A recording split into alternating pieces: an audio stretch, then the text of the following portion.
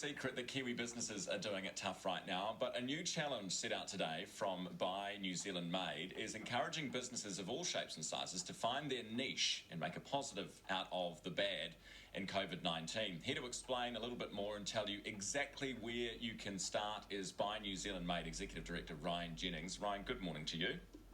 Good morning. Tell us about the campaign. What's the idea here? So it's easy to find a niche when times are good. When times get tough, you're starting to compete across outside of your niche with other things that are staples, that are the basics in life. So if you want customers, you need to do things very differently. And it's not just lowering your price. You need to look at what's my offering and what makes it unique. And sometimes you need to go a little bit weird and think outside of what you would normally do to come up with a new solution. All right, this sounds both intriguing but also could be kind of patronising to businesses. I mean, if you're a small motel owner on the side of the road in Oamaru and you're saying, be a bit weird with your business, and they're saying, well, there's no tourists flying in here, mate. What do you say to those types of businesses who maybe feel like they can't get a bit weird with their operating model, with what they're doing?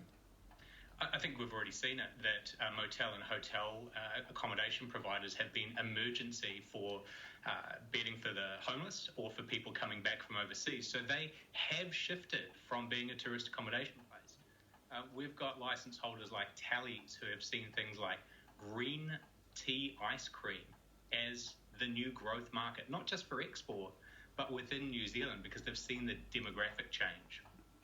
So there are examples of businesses doing this well. What else have you got for us? What other, particularly smaller Kiwi businesses, are doing things weirdly differently?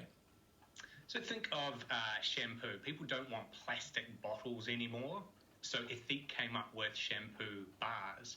I mean, that's a little bit weird, but what's really weird is this company that does the holder for the shampoo bars called the Block Dock, and that makes sure you have no shampoo gunk at the bottom of your shower or bath. And these are little innovations. This product costs $30, but she's doing an amazing trade on Amazon into the US.